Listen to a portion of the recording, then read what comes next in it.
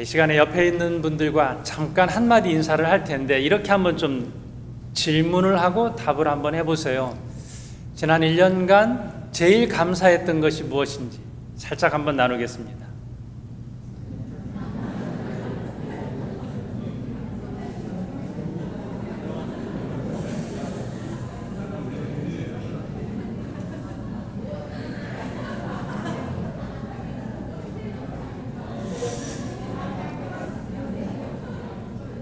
다 나누셨나요?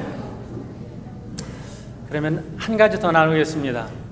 지난 1년 중에서 정말 기억하고 싶지 않은 제일 힘든 일이 무엇이 있었는지 이거 한번 나누도록 하겠습니다. 한 30초 시간을 드릴게요.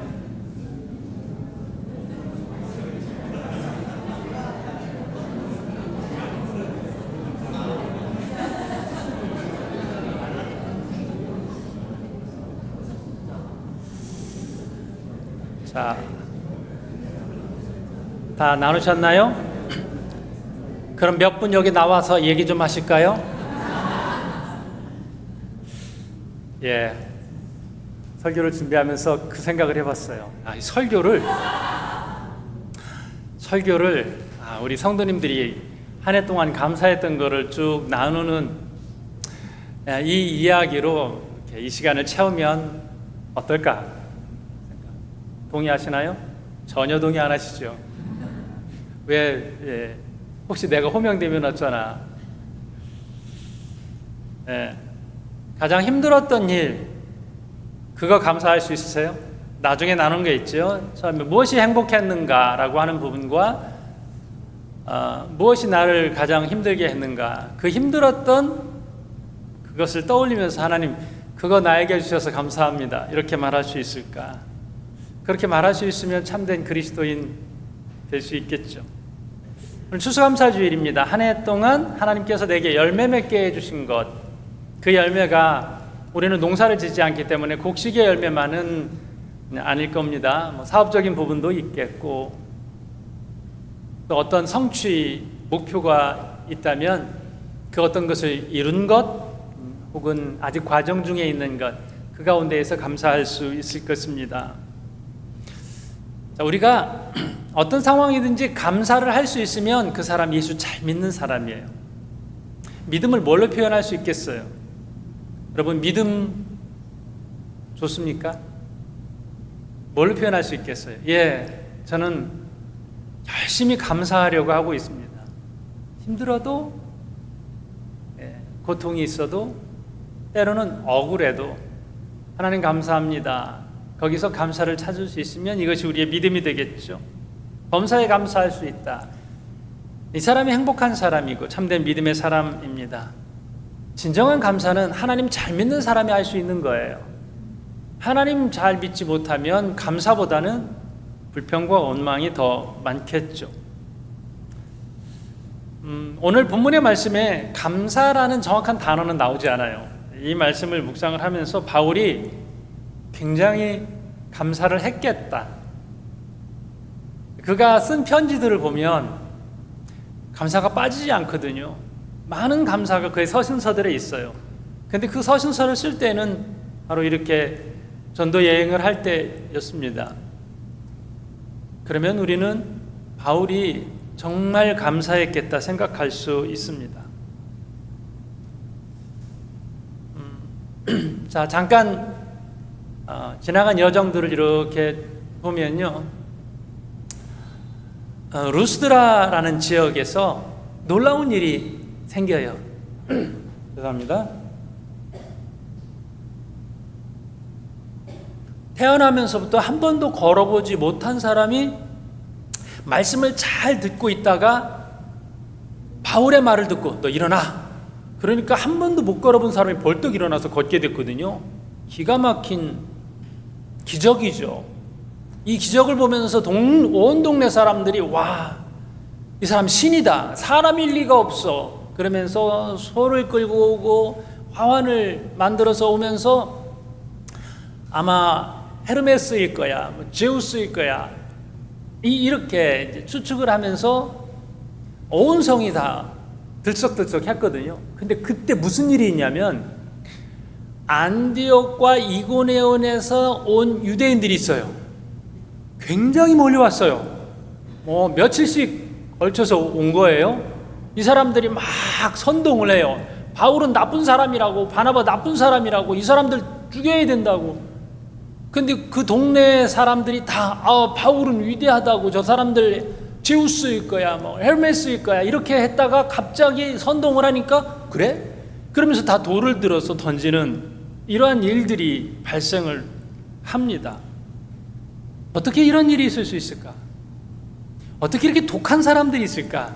이걸 뭐라고 표현하면 살인 원정 이런 말을 써요. 왜 그 도시에서 왜 왔어요? 그 사람들이 바울 죽이려고 왔어요. 대단한 사람들이에요. 자기네들은 일도 있을 텐데, 바쁠 텐데, 며칠씩 다 자기 일 그만두고 돌 던지기 위해서 왔어요. 근데 온 사람들은 그렇게 많지는 않을 거예요. 거기 있는 사람들을 막 선동을 해서 같이 돌을 던지게 했어요. 군중 심리가 이래요. 나는 그게 나쁜지 좋은지 잘 몰라요. 그런데 유튜브를 열심히 보다 보니까 이거 나쁜 것 같아. 나중에 알고 보니까 가짜 뉴스야. 이런 경우들이 있잖아요. 어떤 예전에는 신문에 의해서, 방송에 의해서, 요즘은 유튜브에 의해서 어떤 부분들이 다 사람들의 감정을 이렇게 끌고 가는 부분들이 있어요. 당시에는 이 루스드레에 있는 사람들이 바울이 나쁜지 바나바가 나쁜지 몰라요. 그저 눈앞에 보이는 거는 기적을 베푼 사람이에요. 대단한 사람인 거예요. 그런데 선동하거든요. 군중들 막 나쁜 사람이라고 하니까 군중들이 움직여서 돌을 던지게 됐습니다. 예수님도 이렇게 돌아가셨어요. 예수님의 기적을 본 사람들이 얼마나 많아요. 오병이어의 기적을 일으킬 때, 보리떡 5개로 5,000명을 먹이는 기적을 일으킬 때 그 떡 먹은 사람들도 거기 있을 줄 몰라요. 그때 내가 거기서 예수님의 기적을 일으킬 때 나 그 떡 먹어봤잖아, 나 그 물고기 먹어봤잖아. 그때 대단했어. 아니면 병자를 고친 그 기적의 현장에 예수님 병자 고치는 거 나 눈으로 직접 봤어. 그런 사람들이 선동을 하니까 예수님을 십자가에 못 박으라고 소리치잖아요. 예수님 그렇게 해서 돌아가셨어요. 오늘 여기도 바울이 그렇게 해서 이제 죽을 위기에 처하게 됩니다. 야고보서 1장 15절에 보면요, 욕심이 잉태한 즉 죄를 낳고 죄가 장성한 즉 사망을 낳느니라. 죄가 한번 죄를 이렇게 독하게 죄의 마음을 품으면 그 사람이 죽을 때까지 아주 독하게 그렇게 몰고 가는 것을 보게 됩니다. 예전에 바울에게도 이 비슷한 일이 있었어요. 예루살렘 교회에서 예수 믿는 사람들을 핍박해요. 그중에 누굴 죽였냐면 스데반이라는 분을 죽였어요. 말씀을 잘 전했어요. 훌륭한 분이에요. 돌로 쳐서 죽였어요. 거기 있는 사람이 누구였냐 하면 바울이에요. 똑같은 일을 지금 당하고 있는 거예요. 내가 스데반을 죽였어요. 그 옆에서 동조한 거예요. 거기서 끝이지 않아요. 예수 믿는 사람 다 죽이려고 다마스커스까지, 다메섹에까지 가는 거예요. 그 가다가 예수님 만났거든요. 그러니까 지금은 거꾸로 됐어요. 그때는 내가 죽이는 사람이었는데 지금은 내가 죽는 사람이 된 거예요. 그때는 내가 돌 던지자 그랬는데 지금은 저 사람들이 나에게 돌 던진다고 그렇게 하고 있어요. 이런 상황들을 보면서 뭘 감사할 수 있어요? 지금 죽게 생겼는데 여기서 감사할 수 있을까요? 감사는 어디서 나오냐면요, 여기서 나와요. 깨달음에서. 누가 감사할 수 있냐면요, 깨달을 수 있으면 감사해요. 가까이 있는 사람이 미워 보일 때도 있고 생각해 보니까 너무 고마운 사람처럼 보일 수도 있어요. 부모님의 은혜가 나 원하는 대로 안 해주는 미운 분일 수도 있다가 좀 철들면 나를 위해서 애쓰고 고생해 주신 부모님이 너무 감사하다 깨닫는 순간이 올 수도 있거든요. 철드는 거예요. 신앙에 철드는 거예요. 믿음도 하나님 생각하면서 깨달아지면 그때 감사하거든요. 바울도 여기서 뭘 감사했냐면 깨달아지는 거예요. 전에 내가 이렇게 못됐었구나, 내가 저 사람들 같았겠구나 생각하면서 깨달으면서 감사할 수 있게 된 것이죠. 지금 바울은 그냥 복음만 전하고 있는데 저 사람들 나에게 무슨 미운 감정을 가지고 그 안디옥에서 이고니온에서 여기까지 와서 나를 괴롭히나 라고 생각하고 분노할 수 있는데, 그때 하나님 앞에 감사하는 거예요. 뭘 감사하냐면, 하나님 감사합니다. 나 죽게 생겼는데 감사한단 말이에요. 깨닫게 해주시니 감사합니다. 나 이렇게 못됐던 사람이네요. 그 깨달음이에요. 우리는 내가 옳은 것 같고 정당한 것 같고 그래서 큰 소리를 치지만, 자신의 모습을 십자가에 비춰보면 너무 기적 같거든요. 나같이 못된 사람을 예수 믿게 해주시고, 나 같은 사람을 구원해 주시고, 그 하나하나를 생각하면 감사하게 되는 거예요. 바울이 그 부분에 대해서 감사하게 됐습니다. 감사는 깨달음에서 온다. 그 깨달음은 나의 본 모습을 하나님께서 알게 하시는 것, 여기에서 오게 됐습니다. 자, 사람들이 돌을 던졌어요. 죽은 줄 알았어요. 그래서 성 밖으로 끌어서 내쳤어요. 자, 돌을 던진 사람들이 진짜 죽이고 싶었을까? 죽이고 싶은 마음이 있었지만 죽이면 안 돼요. 큰일 나요. 죽도록 때리는 건 가능한데 죽으면 안 돼요. 왜냐하면 이 사형은요, 로마 총독만 할 수 있어요. 대제사장들과 서기관들과 바리새인들이 예수님이 너무 미웠지만 죽일 수는 없었어요. 그러니까 총독 앞으로, 빌라도 총독 앞으로 끌고 와서 이 사람 사형에 해당합니다, 이 사람 죽어야 합니다, 이렇게 해서 로마 총독이 허락하에 십자가에 못 박힌 거거든요. 근데 로마 총독이 허락하지도 않았는데 죽였다? 큰일 나는 거예요. 그래서 바울도 죽이면 안 돼요. 죽도록 돌을 던지고, 그런데 돌 던지다 보니까 진짜 죽었네. 큰일 난 거예요. 그래서 바울을 성 밖으로 끌어다가 내쳤어요. 우리 모릅니다. 그리고 이제 어딘가로 흩어졌을 거예요. 누가 죽였냐? 총독의 허락 없이 누가 죽였냐? 이런 얘기 나오게 되면 큰일 나니까 아마 그 사람들은 얼른 이고니온하고 안디옥으로 도망갔을지 몰라요. 자, 이런 상황이에요. 그런데 다행스럽게도 안 죽었어요. 제가 어떤 상상을 했냐면요, 진짜 죽었는데 성 밖으로 끌어내치면서 누군가가 심폐소생을 하지 않았을까? 죽은 거 맞는데, 거기 성 안에서는 죽었는데 성 밖으로 나와서 이렇게 내치다가 충격에 의해서 숨을 다시 쉬지 않았을까? 이런 상상을 해봤어요. 제 상상. 진짜 죽은 것처럼 그렇게 보였기 때문에 그렇죠. 감사했어요. 죽어가면서도 감사할 수 있는 사람이 바울이에요. 자기를 통하여서 못 걷던 사람이 걷게도 됐고, 예수 안 믿던 사람이 예수 믿게도 됐고, 자, 여기서 이런 기도를 할 수 있겠죠. 하나님, 저 아픈 거 잘 못 참아요. 저 돌 맞으면 안 되니까 저 사람들 돌 던지지 않게 해주세요. 이렇게 기도를 안 한 것 같아요. 하나님이 능력 있잖아요. 하나님 능력 있으셔서 못 걷는 사람도 걷게 하셨는데 왜 저 사람들 돌 안 던지게 못했을까요? 그 능력은 하나님 안 쓰시더라고요. 예를 들면, 하나님 저 돈 많이 주세요. 하나님 나 이 병 빨리 낫게 해주세요. 내 안위와 나의 평안과 그리고 내가 잘 되는 거를 가끔 그런 때에 기적을 베풀어달라고 하나님 기도하시는데, 그런 기적은 좀 늦게 들어주시는 것 같기도 해요. 어떤 때 또 들어주시고 어떤 때 안 들어주시는데, 오늘 여기 바울에서는 안 들어주셨어요. 그러면서 바울이 또 무슨 감사를 했냐면 하나님 안 들어주셔서 감사합니다 이렇게 기도했거든요. 그렇게 기도했을 것 같아요. 성경에 나와 있어서 이게 없는 말을 하면 또 큰일 나니까 묵상을 하면서 그렇게 기도하지 않았을까라는 추측을 해봅니다.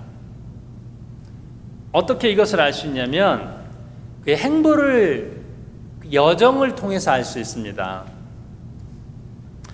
자, 오늘 22절 말씀을 보면 또 다른 22절, 아까 22절 전체에 있는 부분을 한번 보여줄 수 있으면, 자, 오늘 여러분 성경을 한번 좀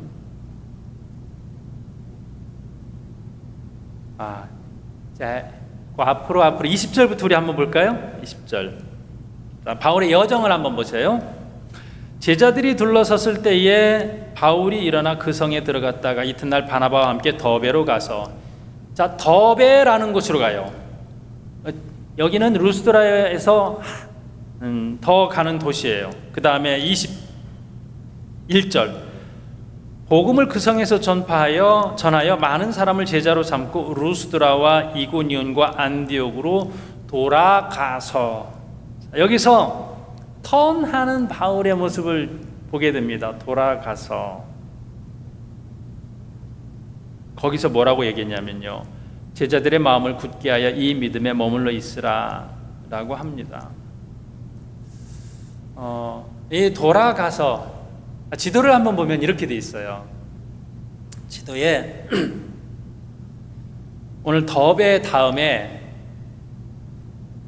어떤 모습이 있냐면요, 어떤 도시가 나오냐면 다소라는 도시를 이렇게 보게 돼요. 지도 보여줄까요? 더베라고 하는 네모칸, 빨간색으로 네모칸 해놨는데요, 그 밑에 루스트라에서 더베까지 갔어요. 근데 더베에서 다소라고 하는 곳이, 물론 걸어서 가기에는 짧은 거리는 아니에요. 한 150마일 정도 된다고 합니다. 다소까지 갈 수 있어요. 다소에서 조금만 더 가면 이제 파송을 받았던 안디옥이에요. 굉장히 짧은 코스인데 바울은 여기 더베에서 돌아가서라고 그래요. 루스드라로 또 가고 이고니온으로 가고 안디옥으로 가게 됐어요. 이 상황에서 바울의 마음은 조금만 더 가면 고향이에요. 고향을 한번 들르고 싶지 않을까요? 사도행전 11장 25절부터 보면은요, 이 다소의 고향에 바울이 오래 있었던 이야기가 있어요. 바나바가 사울을 찾으러 다소에 가서 만남에 안디옥에 데리고 와서 이렇게 됐거든요. 바나바가 이제 회심한 사울이, 바울이죠, 어디에 가서 오래 머물러 있냐면 다소에 가서 오래 머물러 있었어요.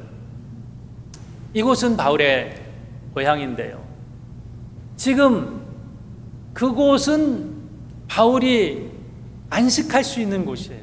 쉴 수 있는 곳이고 재충전할 수 있는 곳이고 회복할 수 있는 곳이에요.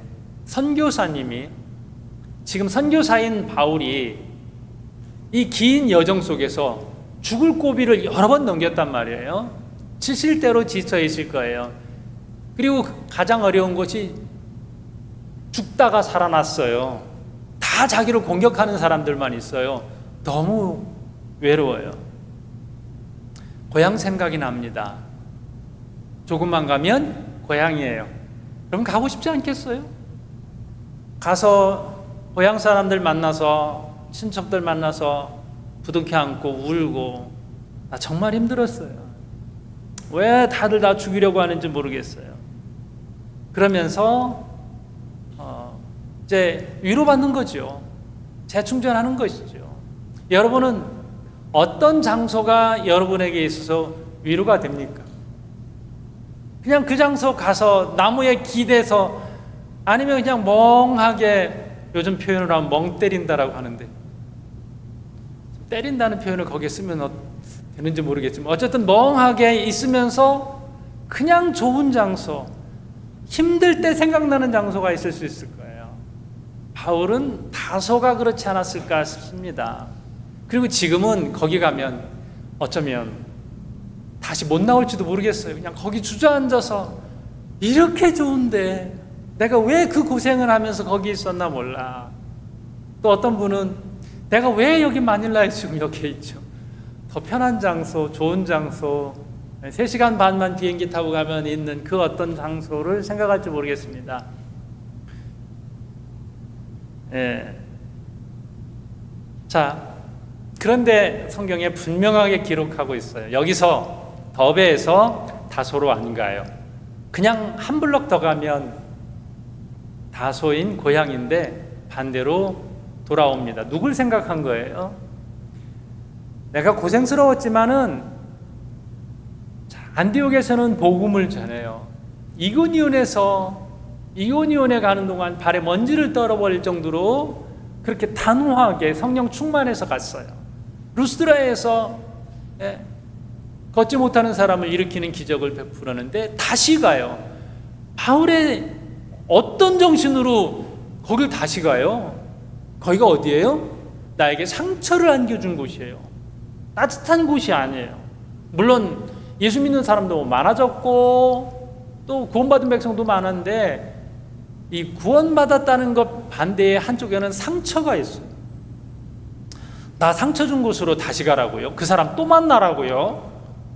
이게 쉽지 않거든요. 근데 가요. 오늘 오후에 청년들과 함께 아렌다 피스처치에 저희가 가게 되는데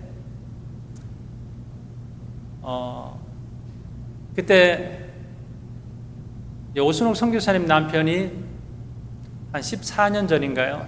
5년 전인가요? 권총 피격으로 순교를 당하셨어요.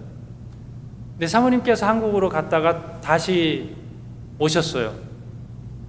선교의 현장에 교회를 다시 오는데 그 사모님에게는 이 필리핀이 남편이 권총에 의해서 돌아가신 곳이에요.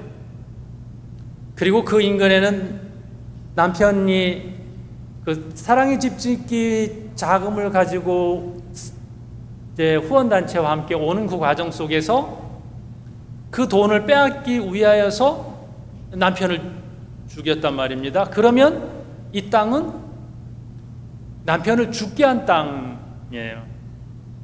그 곧바로 저희가 그 사모님 계신 사택을 방문한 적이 있어요. 그때 어느 권사님께서 장학금을 이제 준비를 해서 어느 곳에 장학금을 전달했으면 좋겠습니다라고 했을 때 제가 그 선교사님 딸에 위해서 장학금을 전달했으면 좋겠습니다라고 해서 제가 장학금을 들고 사모님을 찾아갔거든요. 근데 그 말씀을 하셔요. 다시 오는 게 쉽지 않았다는 거예요. 남편이 죽은 이곳에. 근데 하나님의 사명이 여기에 있다고 알고서 다시 오시게 됐다라고 하는 것이죠. 무엇이 우선이에요? 내 안위, 내 마음의 상처, 고려할 부분들이 굉장히 많이 있어요. 정말 분노할 수도 있고 계산하면은 안 되는 것 같은데 나를 움직이는 강력한 힘이 있단 말입니다. 그게 뭐냐면 그게 복음이고 그게 사명이고 바울은 그것을 뭐라고 표현하냐면요, 하나님 나라 이렇게 표현해요. 22절 말씀에 이렇게 되어 있어요. 우리가 하나님의 나라에 들어가려면 많은 환난을 겪어야 할 것이라. 하나님 나라 들어가는 거 이게 1순위예요. 그것을 위해서는 환난을 겪을 수 있다는 것이죠. 자, 그래서 바울이 복음을 전한 곳에 다시 가요. 왜요? 견고하게 하기 위해서. 이미 복음을 들었지만은 그 뒤에는 그 동네에 있는 교인들은 뭐만 생각을 하고 있냐면 바울이 쫓겨난 거 생각해요. 환난을 당했어요. 핍박을 당했어요. 근데 다시 와가지고 바울이 흔들리면 안 됩니다. 그러면서 장로를 세우고 교회를 더 조직을 세우면서 견고하게 만들었어요. 이것은 바울이 자기에게 상처를 안겨준 곳을 다시 가고 싶지는 않았지만은 가는 거예요. 하나예요, 하나. 하나님 나라라는 거예요. 핍박 당할 수 있어요. 매맞을 수 있어요. 병들을 수 있어요. 뭐 창피당할 수도 있어요. 여러 가지 정말 생각하고 싶지 않은 그런 상처들이 많이 있는데 또 가는 거예요.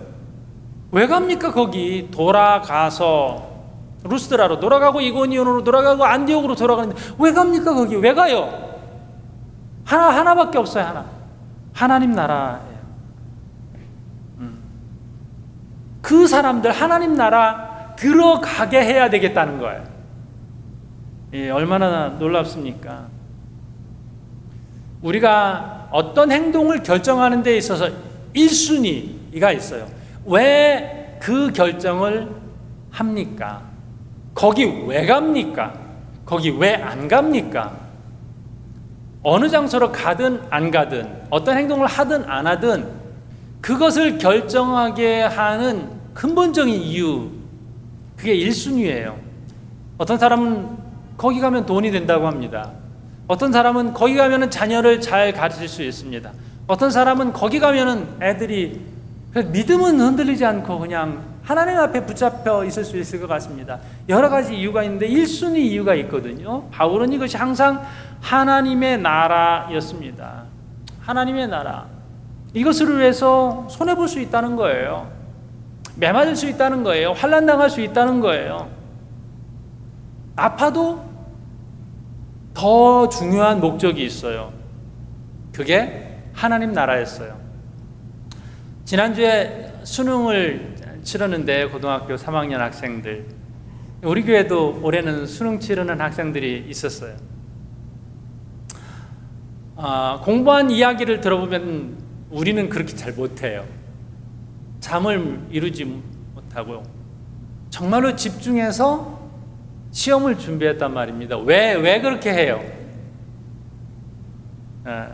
놀러 다니고 영화도 보고 재밌는 거 할 수 있고 맛있는 거 먹을 수 있는데 그들은 왜 자기가 자원해서 고생스럽게 집중해서 공부를 할까요?